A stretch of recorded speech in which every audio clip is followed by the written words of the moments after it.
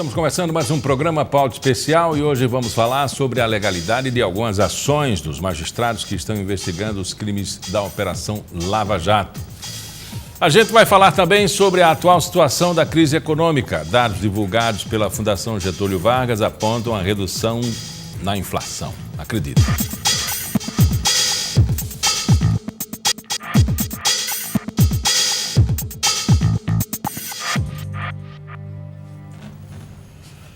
A Operação Lava Jato, muito se fala sobre a operação e seus desdobramentos no judiciário brasileiro.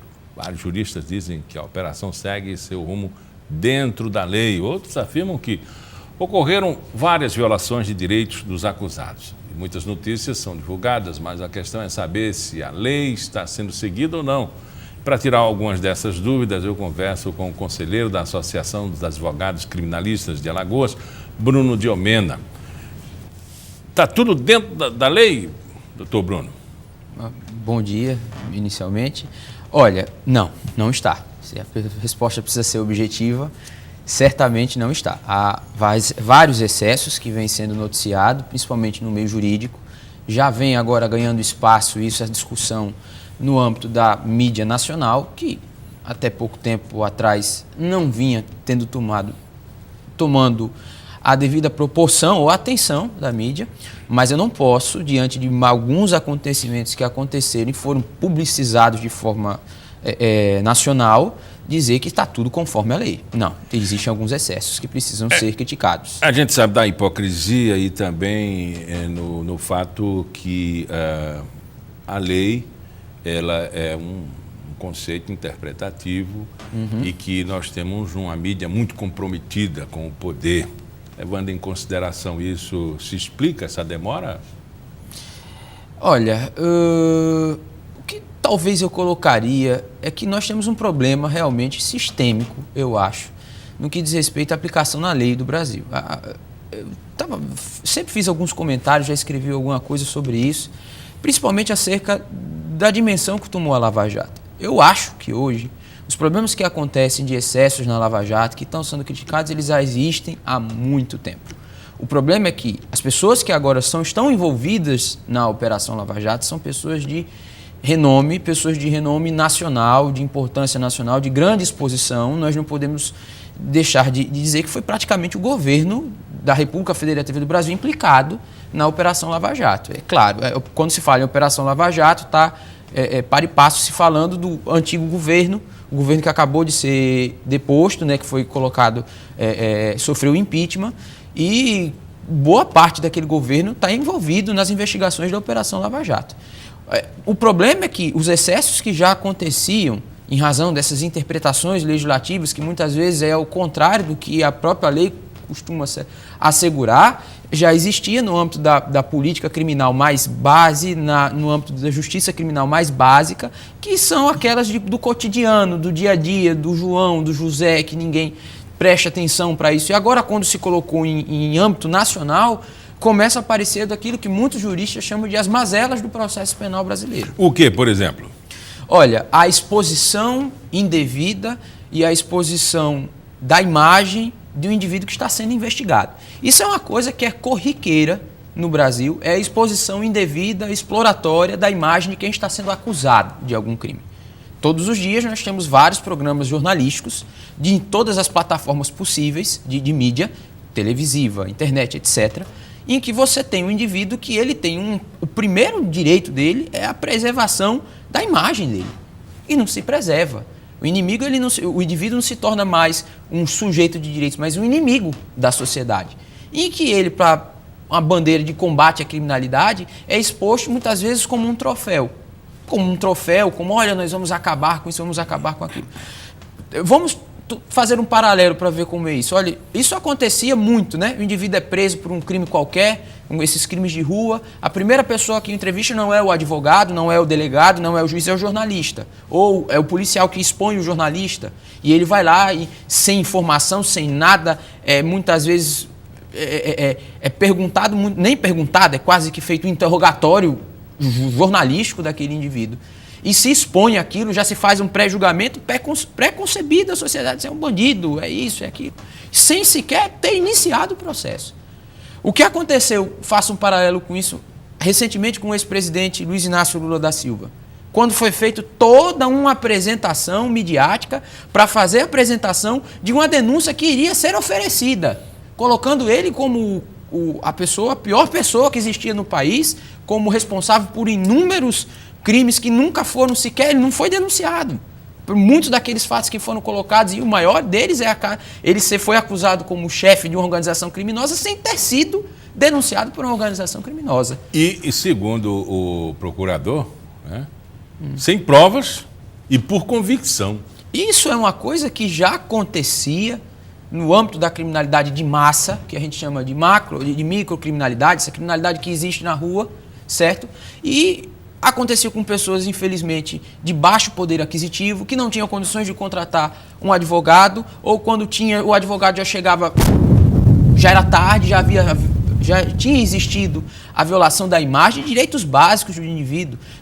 Nós temos que lembrar que, por mais que uma pessoa seja criminosa, ela não perde ainda a característica humana dela. O Brasil é fundamentado em cima do Brasil, desde a Constituição de 88, de um princípio fundante que é a dignidade da pessoa humana. Mesmo você sendo condenado, transitado em julgado, ainda lhe resta a mínima dignidade enquanto ser humano. Por isso que nós não podemos matar as pessoas que são criminosas, por isso que nós não podemos deixar elas indefinidamente nas cadeias, por isso que nós não podemos explorar a imagem dela. Claro, existe o dever de informação, o direito de informação da sociedade existe e tem que ser consagrado. Os meios jornalísticos precisam dar publicidade aos fatos. O cometimento de um crime é algo grave de interesse social, mas com o conteúdo jornalístico, de informação. O problema é que nós temos, e no âmbito da Lava Jato, o uso da mídia como instrumento de investigação ou de pressão. O fato de estarmos mediante um pleito eleitoral e prestes a um pleito eleitoral majoritário para a nação, isso foi ocasionado por esse contexto? Eu não sei se ocasionou, mas o que eu posso dizer é o seguinte, que foi explorado sim. Eu votei nas eleições de 2014 e nós sabemos que o grande, digamos assim, início da Operação Lava Jato enquanto mídia foi a exposição de alguns escândalos envolvendo a Petrobras e tudo mais em plena campanha eleitoral. Que houve exploração disso pela mídia ou pelos partidos políticos, isso eu não tenho dúvida. É história, tá lá para quem vê. O problema é que após isso, não se arrefeceu, digamos assim, não foi apenas para uso político. Se demonstrou o uso da mídia para processo, para fazer justiça. A mídia se tornou um instrumento que se pode perceber na Operação Lava Jato de fazer pressão mesmo.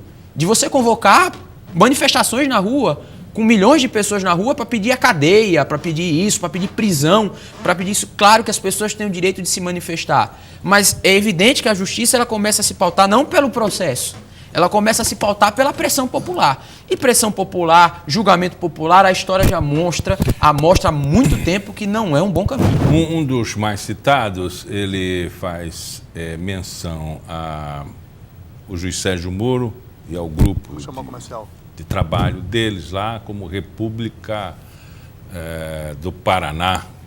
O que isso significa? Olha, uma crítica quando eu quero dizer que se instalou um pequeno estado de exceção dentro do Estado de Direito brasileiro. E eu concordo com essa crítica, embora muitas vezes não com os mesmos fundamentos, né? Chama República de Curitiba, não é? Mas qual é a crítica que as pessoas querem trazer com essa, digamos assim, com essa alcunha que se deu a essa operação lá no âmbito da 13ª Vara Federal em Curitiba, daí República de Curitiba? É que parece que hoje em dia, em razão de se investigar os desmandos que aconteceram na Petrobras ou em qualquer outra empresa pública, vale tudo. Eu posso passar por cima de tudo. E ainda mais se eu tenho uma pessoa, um expoente jurídico renomado, eu reconheço, mas que angariou bastante popularidade, praticamente se perdeu. Não é a lei mais que dita aquele processo. E isso é a grande crítica daqueles que colocam República de Curitiba, esse setor, muitas vezes político, se tem uso político também nisso, dizendo assim, olha, o processo que está sendo levado a cabo aqui nesta investigação, ela está extrapolando os limites legais. E E nós não estamos tendo resposta a quem extrapola os limites legais. No caso como esse, quem é que julga isso, né? Porque o ex-presidente Lula, ele acionou um organismo internacional como observador. Existe uma observação internacional sobre esses fatos?